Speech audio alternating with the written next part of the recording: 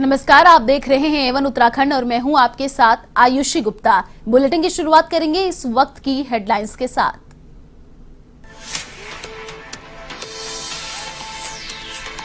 उत्तराखंड में 2,75,000 छात्रों को सौगात। सीएम धामी ने किया निशुल्क मोबाइल टैबलेट योजना का आगाज।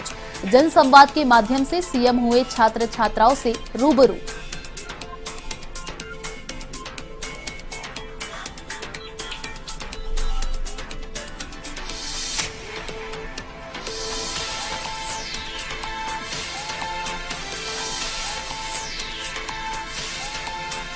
उत्तराखंड बीजेपी में बढ़ी गुटबाजी। विधायक दिलीप रावत ने मंत्री हरक सिंह रावत के खिलाफ फोड़ा लेटर बम। मुख्यमंत्री को पत्र लिखकर दी अनशन की चेतावनी।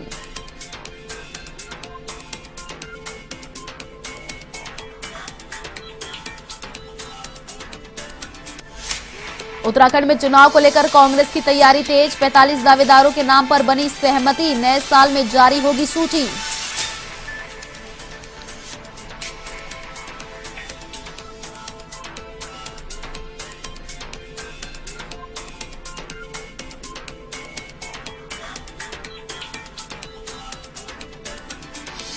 कोरोना ने पसारे तेजी से पैर। हरिद्वार में 2 अस्पतालों में 5 स्वास्थ्यकर्मी आए कोरोना की चपेट में। दोनों अस्पतालों में किया सैनिटाइजेशन और स्वास्थ्यकर्मियों की जांच।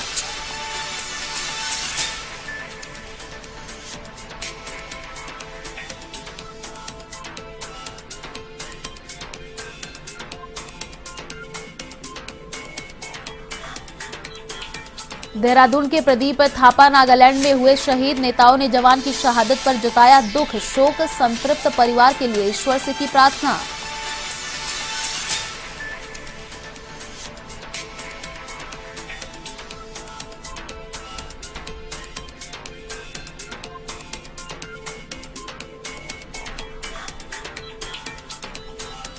और अब खबरें विस्तार से। मुख्यमंत्री पुष्कर सिंह धामी ने प्रदेश के 2,75,000 छात्रों को निःशुल्क टैबलेट योजना की जनसंवाद कार्यक्रम से शुरुआत की और सभी विधानसभा क्षेत्रों के विद्यालयों में यह कार्यक्रम आयोजित किया गया।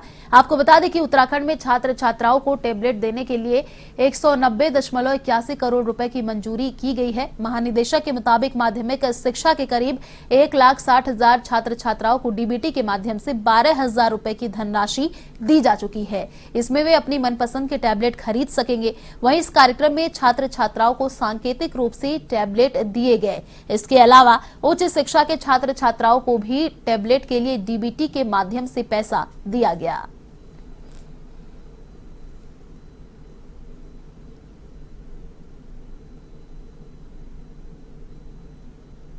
विभाग के 1,05,000 छात्रों को कुल मिलाकर 2,65,000 सभी छात्रों को छात्राओं को जिनको सभी को टैबलेट मिलेंगे उन सभी को मैं बहुत शुभकामनाएं देता हूं। और ये टैबलेट सबके बैंक में सीधे सीधे खातों में उनके डीबीटी के माध्यम से 12,000 रुपए सीधे सीधे ट्रांसफर किए जाएंगे। और हमारे सभी प्रधानाचार्यगण, सभी हमारे जिलाधिकारीगण, शिक्षा विभाग से जुड़े हुए सभी अधिकारीगण उन बच्चों की सहायता करेंगे, उनका मार्गदर्शन करेंगे कि उनके खातों में जो पैसा पहुंच रहा है उस पैसे से सबको टैबलेट उपलब्ध हो जाए। तो इसके लिए मैं आप सबको शुभकामनाएं देता हूं।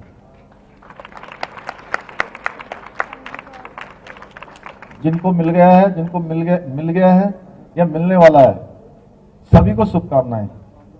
और जो 9वीं वाले हैं उनको अगले साल मिल जाएगा और जो 11वीं वाले हैं उनको अगले साल मिल जाएगा। तो उनको भी शुभकामनाएं। आज हमारा ये वर्ष का पहला दिन भी है और इस दिन की मैं आप सभी को, आपके माता पिता को, भाई बहनों को, आपके सभी मित्रों को कि सब प्रसन्न रहें, सबके जीवन में मंगल हो, उनकी सभी आशाएं अभिलाषाएं सब पूर्ण हो। मैं भगवान से प्रार्थना करता हूं कि सारे जो जीवन में आने वाली खुशियां हैं उन सभी को मिले। मेरी बहुत बहुत शुभकामनाएं हैं। उत्तराखंड राज्य हमारा समृद्ध सशक्त हो, यह वर्ष हमारी उत्तरोत्तर हर दिशा में प्रगति हो, हर दिशा में हम आगे बढ़े, हिंदुस्तान का हम श्रेष्ठ राज्य बने, उसके लिए हम सभी लोग एक दिशा में चले, एक साथ चलें, अच्छे काम करें और जो भी काम हमको मिला है हम उस काम को पूरी ईमानदारी के साथ करें, पूरी मेहनत के साथ करें, पूरी लगन से करें, उसके लिए हम पूरा परिश्रम करें। कोटद्वार राजकीय बालिका इंटर कॉलेज में कैबिनेट मंत्री डॉक्टर हरक सिंह रावत ने छात्र छात्राओं को टेबलेट बांटे। इस दौरान छात्र छात्राओं के चेहरों पर खुशी झलक उठी। इस दौरान हरक सिंह रावत ने कहा कि पिछले 2 साल से छात्र ऑनलाइन क्लास ले रहे हैं, जिनमें बहुत सारे ऐसे बच्चे होते हैं जिनके पास मोबाइल टैबलेट नहीं है। इसको देखते हुए प्रदेश सरकार ने सभी छात्र छात्राओं को टैबलेट देने का निर्णय लिया। अब बच्चों को टैबलेट मिल गए हैं तो आसानी से सभी बच्चे ऑनलाइन क्लास ले सकते हैं। पौड़ी गढ़वाल जिले में 14.5 करोड़ की टैबलेट बांटी जाएगी। आपको बता दें कि प्रदेश सरकार प्रदेश की 70 विधानसभा में कार्यक्रम का आयोजन कर रही है, जिसमें मुख्यमंत्री 70 विधानसभा से जुड़े और भाजपा सरकार के द्वारा जितनी भी विकास की योजनाएं हैं उनका शिलान्यास और शुभारंभ करेंगे।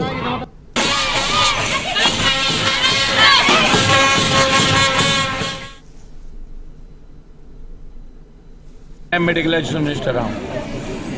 देहरादून में नहीं 3 मेडिकल कॉलेज क्या, जौलीग्रांट है, गुरुराम राय है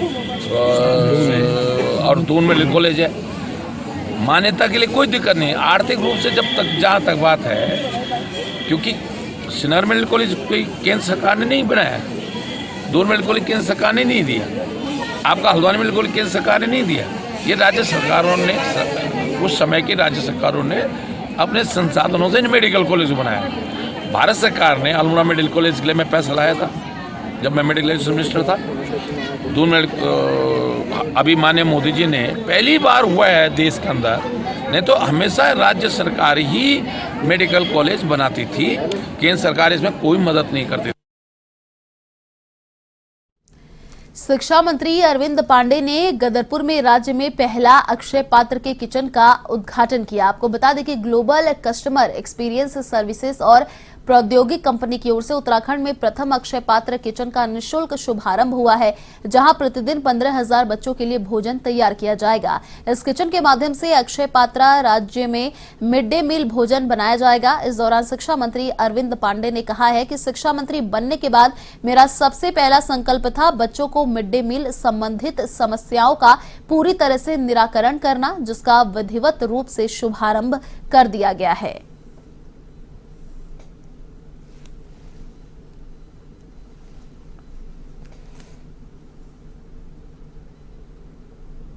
शिक्षा मंत्री बना तो बनते ही मेरा सबसे पहला ये संकल्प था कि जो मिड डे मील की दिक्कतें स्कूलों में आती हैं, अध्यापक को पढ़ाने की दिक्कत आती है, उसका रजिस्टर मेंटेन करने की दिक्कत आती है, कई बार बच्चों के भोजन में भी कई बार गुणवत्ता ठीक नहीं पाई जाती है, तो इन सब समस्याओं के जड़ से समाधान के लिए एक ही समाधान था कि अक्षय पात्र की सेंट्रलाइज किचन लगनी चाहिए।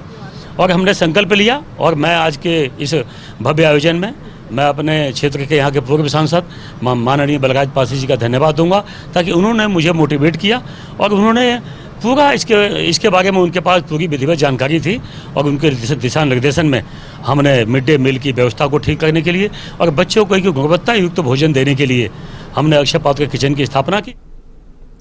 विधानसभा चुनाव से ठीक पहले भाजपा में गुटबाजी सतह पर आ गई है। भाजपा विधायक दिलीप रावत ने पिछले 3 दिनों में अपनी ही सरकार के वन एवं ऊर्जा मंत्री डॉक्टर हरक सिंह रावत के खिलाफ दूसरी बार लेटर बम फोड़कर पार्टी में हलचल मचा दी है। इस बार उन्होंने वन मंत्री पर लैंसडौन क्षेत्र की उपेक्षा का आरोप लगाते हुए केटीआर का कार्यालय लैंसडौन से संचालित करने और विद्युत वितरण खंड नैनी डांडा में अधिशासी अभियंता की तैनाती करने की मांग उठाई है।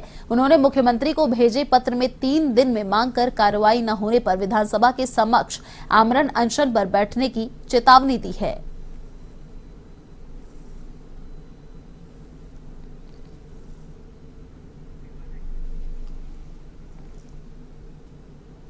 उत्तराखंड कांग्रेस में टिकट के लिए 45 दावेदारों के नाम पर सहमति बन गई है, यह कहना है पूर्व मुख्यमंत्री हरीश रावत का। उन्होंने कहा कि नए साल में प्रत्याशियों की सूची जारी कर दी जाएगी। हालांकि 45 दावेदारों की इस सूची में उनका नाम शामिल नहीं है। यदि पार्टी किसी सीट पर चाहेगी तो वह चुनाव मैदान में उतरेंगे। उन्होंने कहा कि कांग्रेस नए साल को नए संघर्ष की भावना के साथ मनाएगी। कार्यकर्ता बेरोजगारी, महंगाई, दलित उत्पीड़न और भ्रष्टाचार आदि के मुद्दों को लेकर उपवास पर बैठेंगे ताकि 2022 में जनता की इन तमाम परेशानियों से निजात का रास्ता निकाला जा सके। पूर्व मुख्यमंत्री इस दौरान प्रदेश की भाजपा सरकार पर जमकर बरसे।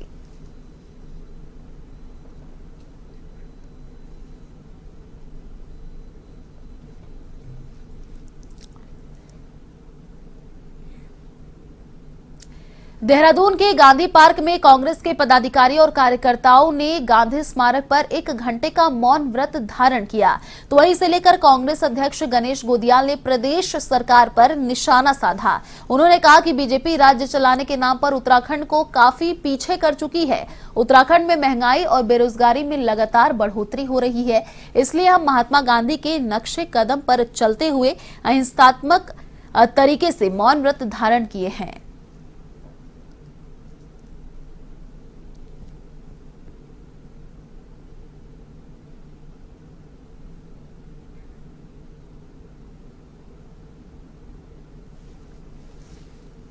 पूरे प्रदेश की बेहतरी की कामना को लेकर हमारे कांग्रेस से जुड़े हुए हमारे परंपरा प्रकोष्ठ जो है परंपरा संवर्धन प्रकोष्ठ सुंदरकांड का पाठ कर रहा है, तो ये तो सभी को उसमें खुश होना चाहिए। हमारे विपक्ष को भारतीय जनता पार्टी के पेट में अगर दर्द हो रहा है तो आप समझ सकते हैं कि ये दर्द राजनीतिक दर्द हो सकता है उनका। ठीक है। विधानसभा चुनाव के नजदीक आते ही कांग्रेस बीजेपी पर आरोप लगाने में जुटी है। इसी के साथ हरीश रावत ने कहा कि कांग्रेस स्थानीय मुद्दों और स्थानीय तथ्यों को देखते हुए बीजेपी विरोधी नारों के साथ चुनावी मैदान में उतरेगी। इसके साथ ही हरीश रावत ने कहा कि ये सब हमारे चुनाव कैंपेन का एक अहम हिस्सा होगा। चुनाव तक हमारा कॉन्सेप्ट भाजपाई ढोल की पोल खोल रहेगा।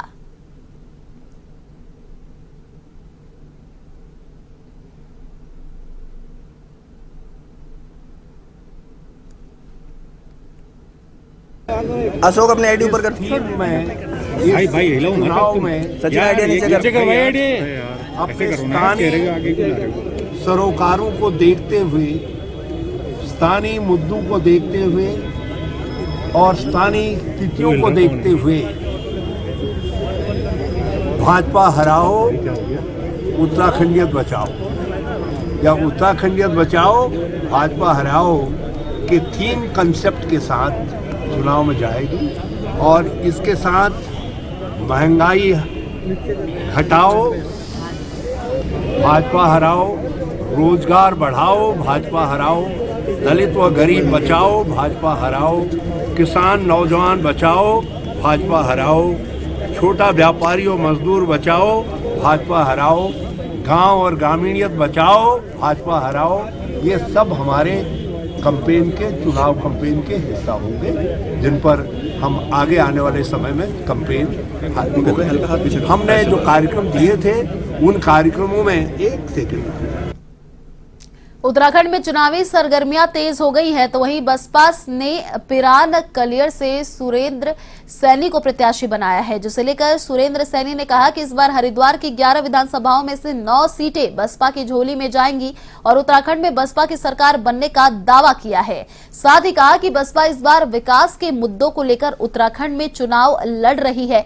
तो वहीं इस दौरान उन्होंने मौजूदा विधायक पर भी जमकर निशाना साधा।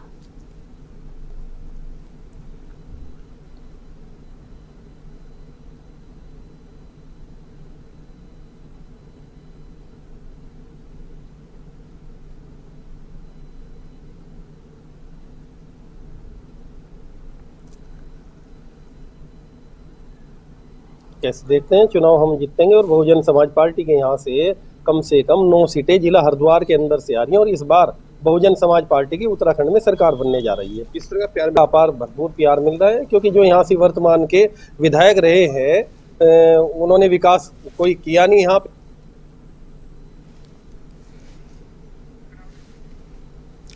नोएडा में ब्यूटी कॉन्टेस्ट में मिसेस फिट की प्रतियोगिता जीतने पर पुलिसकर्मी संगीता छाबड़ा को काशीपुर पुलिस अधिकारियों ने सम्मानित किया। आपको बता दें कि उत्तराखंड पुलिस विभाग में कार्यरत wait lifter coach Sangeeta Chhabra विभाग के वेट लिफ्टिंग में कई पदक प्राप्त कर चुकी हैं। बीते दिनों नोएडा में Mrs India Kings of Mrs की ब्यूटी कॉन्टेस्ट में उत्तराखंड पुलिस की weight lifter coach Sangeeta Chhabra ने प्रतियोगिता जीती थी, जिसको लेकर काशीपुर पहुंचने पर अपर पुलिस अधीक्षक कार्यालय में पुलिस अधिकारियों द्वारा सम्मानित करते हुए बधाई दी गई।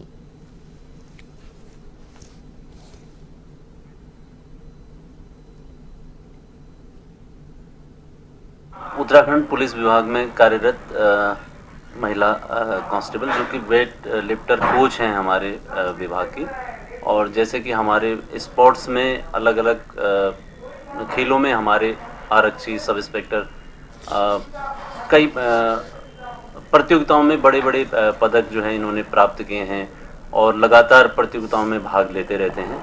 और इसी क्षेत्र में उत्तराखंड पुलिस का जो है खेल के क्षेत्र में काफ़ी अच्छा नाम है। और इसी क्रम में श्रीमती संगीता छाबड़ा जो कि हमारे विभाग में कर्मी है, इन्होंने नोएडा में एक ब्यूटी कॉन्टेस्ट में पार्टिसिपेट किया और वहाँ पर प्राइज जीते, दो, एक मिसेस फिट का और एक MIQH का। सेशन 4 का ये ग्राउंड प्लाजा नोएडा में प्रेजेंट ब्यूटी कॉन्टेस्ट था और इसमें एक होता है फैशन शो, ये था ब्यूटी पेजेंट। इसमें ब्यूटी के साथ साथ आपका टैलेंट देखा जाता है। इसमें कोई मैटर नहीं करता कि आपकी एज कैटेगरी क्या है या आप कितनी खूबसूरत है, स्लिम है, नहीं है, मगर इसमें हर महिला एम्पावर से ये पेजेंट जुड़ा हुआ है, जिसमें महिला सशक्तिकरण से ये पेजेंट जुड़ा हुआ है। और ये इसमें ग्राउंड प्लाजा नोएडा में संपन्न हुआ है अभी 28 दिसंबर को, और इसमें मैंने मिसेस फिट का टाइटल जीता है और ओवरऑल में फर्स्ट रनर अप। दिल्ली में स्थित धार्मिक, सामरिक और पर्यटन का केंद्र बिंदु जोशीमठ खतरे की जद से आने लगा है। आपको बता दें, नगर के मारवाड़ी सड़क के साथ कई वार्डों में लगातार जमीन का दरकना जारी है, जो आने वाले समय में बड़े खतरे की ओर इशारा कर रहा है। इसे लेकर क्षेत्रवासियों में भय का माहौल है। नगर अध्यक्ष शैलेंद्र पवार का कहना है कि नगर की सुरक्षा के लिए गंभीरता से काम किया जाना होगा, वरना आने वाले समय में अत्यंत विभत्स हो सकता है। ऐसे में उन्होंने शासन प्रशासन से बड़े पैमाने पर तकनीकी सर्वे करवाने की मांग की है।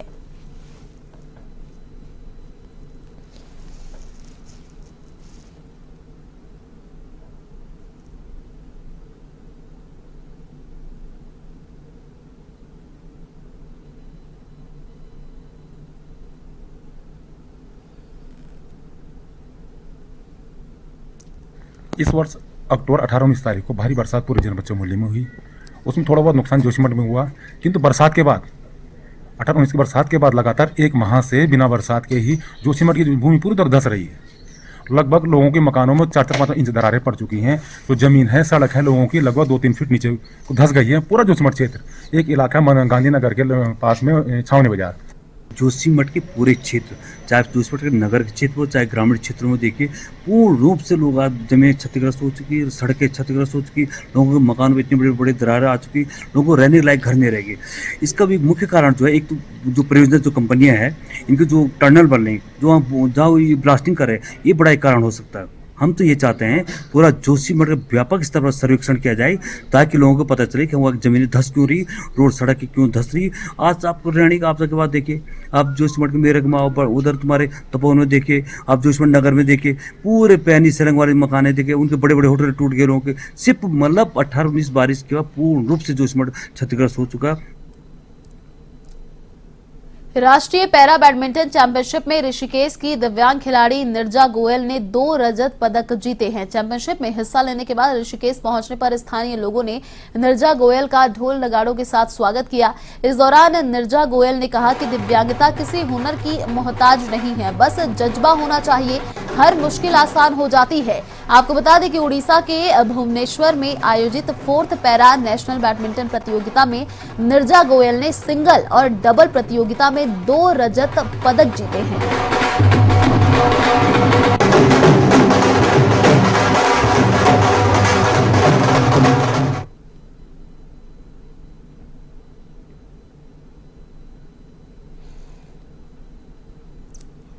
भुवनेश्वर में 4th पैरा नेशनल बैडमिंटन प्रतियोगिता थी, जिसमें मैंने प्रतिभाग किया और उसमें मैंने सिंगल में और डबल में सिल्वर मेडल प्राप्त किया है, जिसका मेरे को बहुत ही ज़्यादा खुशी है। और मैं आज गर्ल्स के लिए और जितने भी बच्चे जो कि कहते हैं हम कुछ नहीं कर सकते, मैं उनके लिए एक संदेश देना चाहती हूँ कि अगर वो हिम्मत करें और मेहनत करें तो वो बहुत कुछ कर सकते हैं और हमारे उत्तराखंड का नाम रोशन कर सकते हैं। कोरोना तेजी से अब अपने पैर पसार रहा है। हरिद्वार में अब फ्रंट लाइन वर्कर्स इसकी चपेट में आ रहे हैं। यहां के चेन्नई महिला जिला चिकित्सालय में 5 स्वास्थ्य कर्मी कोरोना पॉजिटिव हो गए हैं। वहीं हरिद्वार मेला अस्पताल में 3 स्वास्थ्य कर्मियों में कोरोना संक्रमण की पुष्टि हुई है। सूचना पर स्वास्थ्य विभाग में हड़कंप मच गया। आनंद फानन में दोनों अस्पतालों में सैनिटाइजेशन का कार्य किया गया, साथ ही सभी स्वास्थ्य कर्मियों की कोरोना जांच की गई।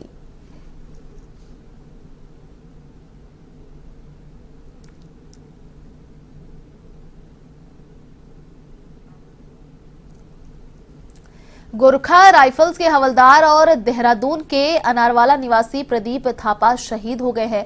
वर्तमान में वह नागालैंड में तैनात थे। इसकी सूचना उनके परिवार को मिली और बेटे की शहादत की खबर मिलते ही परिवार में कोहराम मच गया। इस दौरान पूर्व मुख्यमंत्री त्रिवेंद्र सिंह रावत और सैनिक कल्याण मंत्री गणेश जोशी ने भी ट्वीट कर जवान की शहादत पर दुख जताया है और उन्होंने शोक संतृप्त परिवार को दुख की इस घड़ी में धैर्य बनाए रखने की ईश्वर से प्रार्थना की।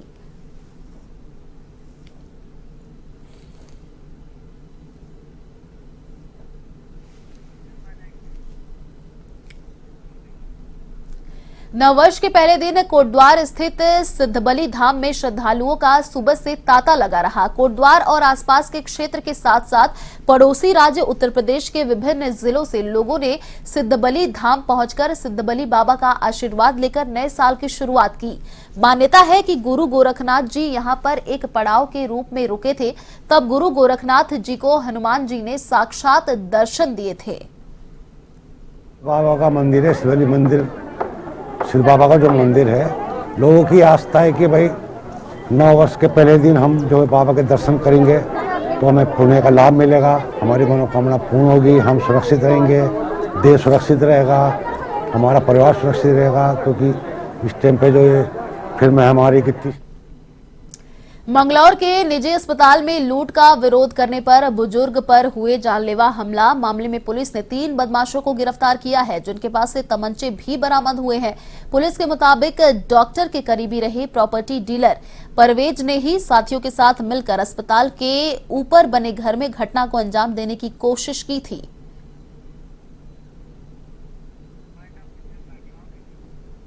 फिलहाल इस बुलेटिन में इतना ही। देश और दुनिया की तमाम बड़ी खबरों को देखने के लिए आप देखते रहिए A1 टीवी। नमस्कार।